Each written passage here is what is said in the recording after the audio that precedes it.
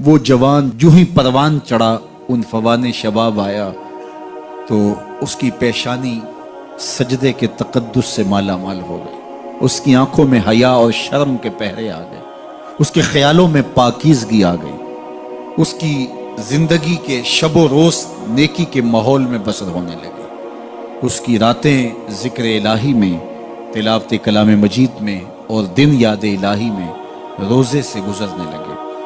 وہ جوان جس کی جوانی اللہ کی عبادت میں گزری، کیونکہ جوانی اگر عبادت میں گزر گئی تو بڑھاپا تو پر نور ہے ہی ہے۔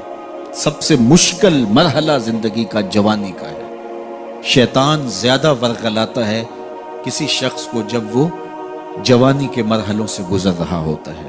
تو جس کی جوانی خیریت کے ساتھ گزر گئی اور اس نے اپنی جوانی کے تقدس کو محفوظ رکھ کے منزل تک پہنچا لیا، اپنی عصمت کے جوہر کی حفاظت کی، اپنی آبرو کو لٹنے نہیں دیا، اپنی آنکھوں کی شرم و حیا پر پہرے بٹھائے اور آنکھ کو برباد نہیں ہونے دیا اور اپنی زندگی کے تقدس کا پہرا دیا، تو جو جوان اپنی جوانی کو خیریت کے ساتھ گزار گیا۔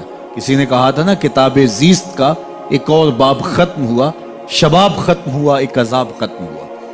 تو جوانی جس کی منزل تک پہنچ گئی خیریت کے ساتھ، عافیت کے سائے میں، مشکل تو بڑا ہے جوانی کو منزل تک لے جانا، خیریت کے ساتھ داغدار نہ ہونے دینا، جوانی کے تقدس کو رسوا نہ ہونے دینا، عصمت کے جوہر پہ کالک نہ لگنے دینا، خواہشات کو غالب نہ آنے دینا۔ آسان کام تو نہیں ہے، مشکل کام ہے، لیکن اگر کوئی مشکل کاٹ گیا، جوانی کے تھوڑے سے ایام میں گزار گیا، اللہ اکبر۔ حضرت شیخ ختلی کہتے ہیں، داتا گنج بخش علی حجویری علیہ رحمہ کے مرشد ہیں، الدنیا یومن ولنا فیہا صومن۔ وہ کہتے ہیں دنیا ایک دن ہے، ہم روزہ رکھ کے گزار رہے ہیں۔ تو روزہ رکھ کے سارا دن گزر ہی جاتا ہے، دوپہر بھی آتی ہے گزر جاتی ہے، اور عصر کا وقت بھی آتا ہے گزر جاتا ہے، کھانے کا وقت بھی آتا ہے، چائے کا وقت بھی آتا ہے، سب کچھ ہوتا ہے لیکن گزر جاتا ہے، افطار تک بندہ پہنچ جاتا ہے۔ جس نے زندگی روزے کی طرح گزار دی، جس نے جوانی روزہ رکھ کے گزار دی، خواہشات کو بے قابو نہیں ہونے دیا، مشکل کام تھا لیکن اس نے مشکل کام کر دکھایا۔ اجر کتنا بڑا ہے، سنیے اللہ کے محبوب کی زبان سے سنیے۔ حضور نے ارشاد فرمایا جو سیدنا ابو ہریرہ کے ذریعے سے ہمارے تک پہنچا، فرمایا قیامت کے دن جب سورج کا رخ سیدھا ہوگا، زمین تانبے کی ہوگی، لوگ پسینے میں شرابور ہوں گے، کوئی ٹخنوں تک پسینے میں، کوئی گھٹنوں تک، کوئی کمر تک، کسی کو پسینے کی لگام دی جائے گی، اور وہ پسینہ ایسے نہیں ہوگا جس طرح یہ پسینہ ہے، اتنا گرم ہوگا۔ ابن رجب حنبلی کہتے ہیں اس پسینے کا ایک قطرہ اگر احد پہاڑ پہ ڈال دیا جائے تو وہ پگھل جائے، اتنا گرم ہوگا، بدبودار اتنا ہوگا، ایک قطرہ دنیا پہ ڈال دیا جائے، انسان کیا جانوروں کے دماغ بھی پھٹ جائے، اس پسینے میں لوگ شرابور ہوں گے۔ لیکن جس نے اپنی جوانی کو عافیت سے گزارا ہوگا، کل قیامت کے دن جب کوئی سایہ نہیں ہوگا، اللہ اس جوان پر اپنے عرش کا ٹھنڈا سایہ عطا فرمائے۔ وہ شخص جس کو کسی عورت نے دعوت گناہ دی اور وہ صاحب منصب تھی، صاحب جمال تھی، اور اس نے یہ کہہ کے یہ خواہش، یہ آرزو مسترد کر دی، انی خاف اللہ۔ اسی طرح کوئی عورت ہے تو اس نے اپنے تقدس کی حفاظت کی، اپنی آبرو پہ پہرا دیا اور کسی پیشکش کو ٹھکرا دیا، تو فرمایا قیامت کے دن جب کوئی سایہ نہیں ہوگا، اللہ اسے بھی اپنے عرش کا ٹھنڈا سایہ دے گا۔ کیسا سخت دن ہوگا، اور وہ کس اعزاز میں ہوگا، کس تکریم میں ہوگا۔ یہ تو 4 دن 10-20 سال ہیں، اور وہ 50,000 سال کا ایک دن۔ پھر اس کو اللہ کا شکر ادا کرنا ہوگا کہ اللہ تو نے کتنا کرم کیا میرے اوپر کہ میری جوانی خیریت اور عافیت سے گزری، اور آج اس کا تو کتنا بہتر صلہ مجھ کو دے۔ تمام انبیاء کی طرف سے جو ماضی میں گزرے ہیں، ایک ضرب المثل کے طور پہ بات موجود ہے، اور یہ بات میرے اور آپ کے آقا و مولا نے ہمیں پہنچائی، اور وہ یہ کہ اذا لم تستحی فاصنع ما شئت، جب تیرے میں حیا باقی نہ رہے تو جو چاہے کر۔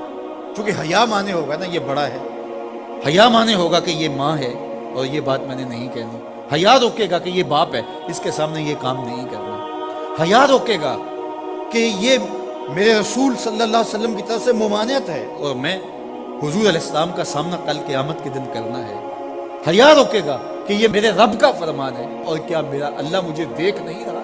حیا ہے تو گناہوں سے خود بخود روکو گے، کوئی کیمرہ نہیں تو پھر بھی رک جاؤ گے، کوئی سیکورٹی نہیں تو پھر بھی رک جاؤ گے، کوئی واچ نہیں کر رہا پھر بھی رکو گے، بند کمرے میں بھی رکو گے، اپنے رب سے حیا کرو۔ لیکن اگر رب سے حیا نہیں ہوگا، اس کے رسول سے حیا نہیں ہوگا، تو پھر جو مرضی کرو، پھر تمہیں نہ کوئی کیمرہ روک سکتا ہے، نہ باپ روک سکتا ہے، نہ ماں روک سکتی ہے، نہ بڑا بھائی روک سکتا ہے، کوئی نہیں روک سکتا تمہیں جب تمہارے اندر حیا نہیں ہے۔ حیا ہوگا تو پھر گناہوں سے خود بخود بچتے چلے جاؤ گے، برے اعمال سے بچتے چلے جاؤ گے، بد اخلاقی سے بچو گے، زبان سے جملہ نکالنے سے قبل سوچو گے کہ یہ جملہ مناسب نہیں ہے تو میں اس کو کبھی بھی نہیں بول سکتا، اس لیے کہ حیا مانے ہو جائے گا اور طبیعتوں کے اندر ایک نور پیدا ہوتا چلا جائے گا، اور یہ پردہ جب اٹھ گیا اور یہ ڈر جب ختم ہو گیا تو پھر راستے صاف ہو جاتے ہیں، جو مرضی کرتا ہو پھر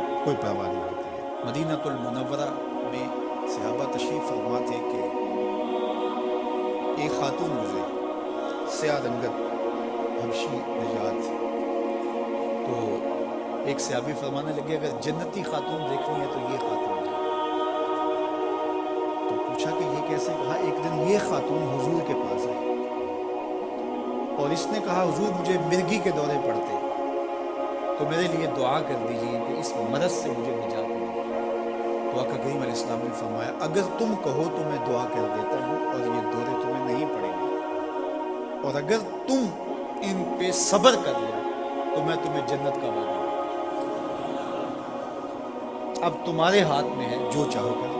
اس خاتون نے بغیر تأمل کے کہا مجھے جنت والا وعدہ قبول ہے، دورے پڑتے رہے کوئی بات نہیں، مجھے جنت والا وعدہ قبول ہے، لیکن حضور ایک کرم میرے پہ فرمائے، وہ یہ کہ جب مجھے دورہ پڑتا ہے تو میں گر پڑتا ہوں، تو گر جانے کی وجہ سے سطر کا خیال نہیں رہتا، ظاہر ہے بے ہوشی ہو جاتی ہے، تو میرے پہ یہ کرم فرمائیے، دعا کیجئے جب میں گروں تو اللہ میرے سطر کی حفاظت کرے۔ تو حضور نے یہ دعا کی۔ اب وہ گرتی تھی لیکن اس کا سطر نہیں پھلتا تھا، اللہ اکبر۔ تو اس کو کتنا خیال تھا اپنے پردے کا، کتنا خیال تھا اپنے سطر کا۔ یہ جمال ہے عورت کا، عورت مستور ہے، عورت کو عورت کہا جاتا ہے، مستور سطر سے ہے، یہ پردے کی چیز ہے۔ اور اللہ جل شانہ نے اوڑھنیاں اوڑھ کر کے رکھنے کی خواتین کو تلقین کی۔